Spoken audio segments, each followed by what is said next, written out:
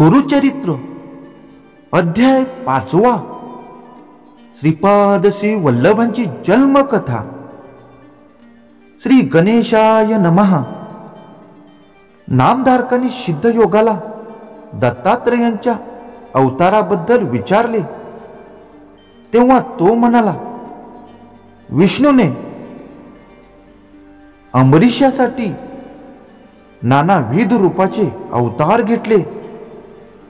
सज्जनांचे रक्षण, दुर्जनांचे हनन, भक्तांचा उद्धार, अधर्माचा बिमोड, धर्मस्थांचा धर्मोन्नती व मानवी उत्क्रांतीचे पोषण अशी अनेक कार्य केली. कलियुगात अनेक लोक धर्मभ्रष्ट झाले, कर्मभ्रष्ट झाले, वाटेल तसे वागू लागले. अत्याचार व दुर्वासना यांच्या बळावल्या. तेव्हा लोक कल्याणार्थ श्री गुरु दत्तात्रेयांनी अवतार घेतले. पिठापूर नगरात आपस्तंभ शाखेचा एक ब्राह्मण गृहस्थ राहत असे.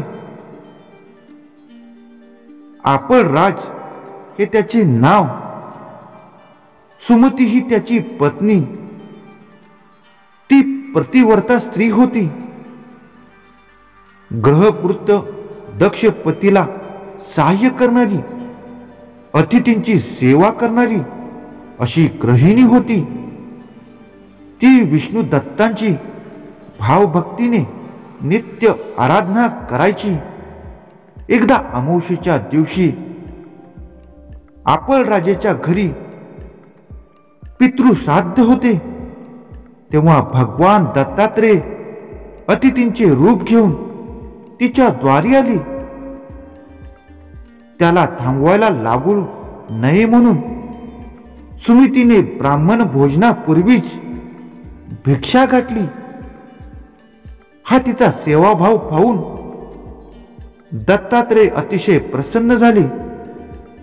त्यांनी तिला 3 मुखे व 6 हात अशा मूळ दत्त स्वरूपात दर्शन दिले.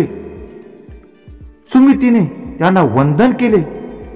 तेव्हा ते म्हणाले, हे माता, अतिथींचे स्वागत करण्यात तुझी तत्परता दाखवलीस, त्यामुळे मी अगदी संतुष्ट झालो आहे. मी तुला वर देऊ इच्छितो. जे हवं ते मागून घे. सुमितीने हात जोडून श्री गुरूंची स्तुती केली. ती म्हणाली, हे गुरुनाथा, तू जगाचा स्वामी आहेस. लोकांना भवसागरातून तारून नेणारा आहेस. तू भक्त वत्सल आहेस. निजदानांवर अनेक प्रकारे कृपा करतोस. तू दीनदुबळ्यांचा आधार देतोस. वेद पुराणांमध्ये ठाई ठाई तुझी कीर्तन वर्तवली केलेली आहे. चराचरांचे कल्याण करणे हेच तुझे ब्रीद आहे. 14 भुवने अहोरात्र तुझीच प्रशंसा करतात. तू आपल्या सेवकांचे सर्व मनोवधा पुरवतोस. हे महाप्रभू, तू मला माते अशी हाक मारलीस, ते वचन खरे हो. मला अनेक पुत्र झाले, पण ते जन्मताच मेले. जे जगले त्यामध्ये एक आंधळा आहे, तर दुसरा पांगळा. असे पुत्र असून नसल्यासारखेच आहेत. मला त्यांचा काय उपयोग? माझा पुत्र तुझ्यासारखा ज्ञानी, जगाला वंद्य देवासारखा आणि परम पुरुषार्थी असावा अशी इच्छा आहे. मी तू पूर्ण कर. तेव्हा पुढील काळात भक्तोद्धाराचे हे महान कार्य करायचे आहे. त्यांचे स्मरण करून श्री गुरु दत्तात्रेय तिला म्हणाले, माते, तुला अपेक्षित असाच पुत्र होईल. तो महाज्ञानी, महातत्वज्ञानी, महातपस्वी असेल. तो तुमच्या व तुमच्या कुळाचा उद्धार करील. या कलियुगात त्याची मोठी कीर्ती होईल. तो तुमचे दैन्य घालवेल. मात्र तुम्ही त्याच्या कलाने घ्या. त्याचा शब्द मोडू नका, नाहीतर तो तुमच्या जवळ राहणार नाही. वरदान देऊन दत्तात्रेय अदृश्य झाले. सुमतीला आनंद झाला होता. आश्चर्यही वाटलं होतं. तिने पतीला सर्व वृत्तांत सांगितला. तेव्हा तो म्हणाला, सुमती दत्तात्रेयांची आई अशी हाक मारली. तुला त्यांच्यासारखा सर्व उत्तम गुणांनी युक्त पुत्र होईल असा वर दिला. त्या अर्थी तेच पुत्र रूपाने तुझ्या पोटी जन्म घेतील. आपले भाग्य आज फळास आले. त्यावेळी दोघांचाही आनंद गगनात मावत नव्हता. सुमतीच्या मनात थोडी रुकरुक होतीच. ती पतीला म्हणाली, नाथ, माहूर, करवीर, कोल्हापूर, पांचालेश्वर या ठिकाणी दत्तात्रेयांचा निवास असतो. ते नाना वेशांनी भिक्षा मागतात. मध्यान्ह समयी कोणी अतिथी आल्यास त्याला कधीही विनमुख वाटू नये. त्याला दत्त गुरु समजून भिक्षा द्यावी असे तुम्ही आधीच सांगून ठेवले आहे. पण श्राद्धाचे ब्राह्मण जेवण्यापूर्वीच मी भिक्षा घालतो. यात माझे काय चुकले काय? आपलं राज म्हणाला, अगं तू योग्य तेच केलेस. श्री गुरु दत्तात्रेयांनी आपल्या घरी भिक्षा मागितली. दत्तात्रेय म्हणजे साक्षात विष्णू, त्रिमूर्ती अवतार. त्यांनी तुला दर्शन दिले, वन प्रसाद दिला, वर दिला. तू धन्य आहेस. आज आपले सर्व पितृगण कृतार्थ झाले आहेत. आता ते स्वर्गलोकी जातील. काही काळाने सुमती गर्भवती झाली. 9 मास पूर्ण होताच तिने एक तेजस्वी पुत्राला जन्म दिला. ब्राह्मणांनी त्याचे जातक वर्तवले. हा मोठा तपस्वी होईल, जगाला मार्गदर्शन करील, याची सद्गुरू म्हणून कीर्ती होईल. हे ऐकून आपलराज व सुमतीला धन्य धन्य वाटले. दत्तात्रेयांच्या वरप्रसादाने झालेला म्हणून त्याने त्या पुत्राचे नाव श्रीपाद ठेवले. श्रीपाद 7 वर्षाचा झाल्यावर पित्याने त्याची मंज केली. मौची बंधन होताच तो 4ही वेद धड धड म्हणू लागला. त्याने मीमांसा, न्याय, तर्क आदी दर्शनशास्त्राचेही तत्काळ प्रकट केले. ते ऐकून सर्व लोकांना मोठे आश्चर्य वाटले. श्रीपाद अवतारी महात्म्या याची खून पटली. ज्ञानीजन, विद्वान, ब्राह्मण यांनाही तो मार्गदर्शन करू लागला. आचार, विचार, व्यवहार, कर्म आणि प्राणचित्ते, वेदांचा अर्थ, वेदांताचे रहस्य अशा अनेक विषयाचे ज्ञान प्रकट करू लागला. श्रीपाद 16 वर्षाचा झाला तेव्हा माता पिताच्या मनात त्याचा विवाहाचा विचार येऊ लागला.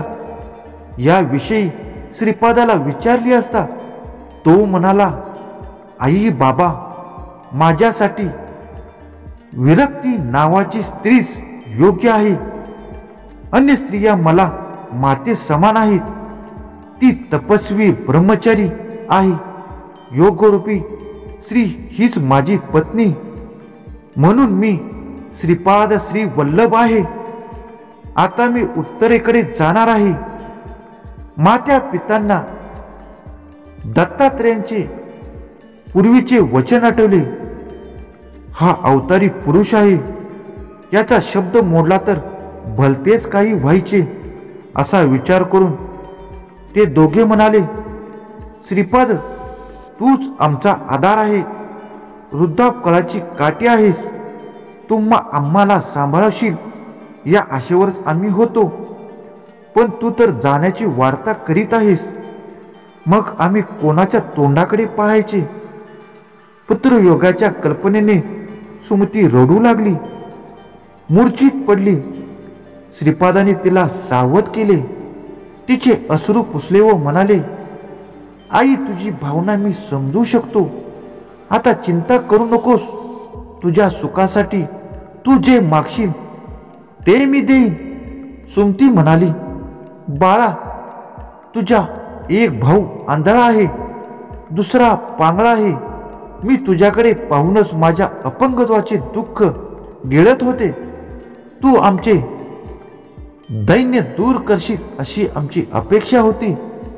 श्रीपाद म्हणाले, एवढेच ना, मी आत्ताच तुझे दुःख घालवतो.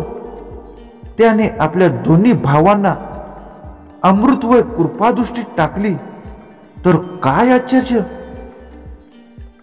परिसांच्या स्पर्शाने लोखंडाचे सुवर्ण व्हावे तसे त्यांचे दोन्ही बंधू अव्यंग्य, सदृढ आणि सुंदर झाले.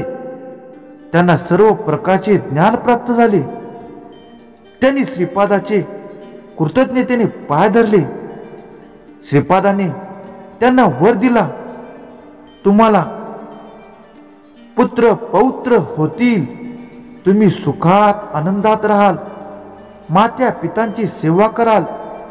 इहलोकी सौख्य भोगून शेवटी मुक्त व्हाल. त्याने मात्या पितांना आश्वासन दिले, हे तुमचे दोन्ही पुत्र दातायुषी होतील. यांना कन्या व पुत्र होतील. यांच्या घरी अखंड लक्ष्मी नांदेल. याची मोठी कीर्ती होईल.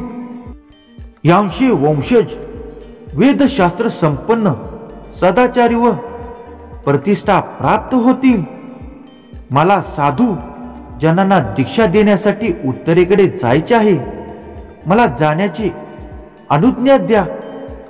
मात्या पित्यांच्या डोळ्यात पाणी तळतळत होते. त्यांना वंदन करून श्रीपाद क्षणार्धात अदृश्य झाला.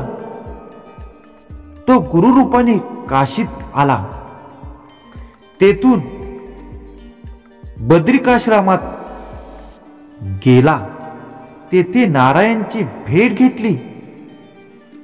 त्याला मी कार्यासाठी मनुष्य रूपाने अवतार घेतला आहे असे सांगितले.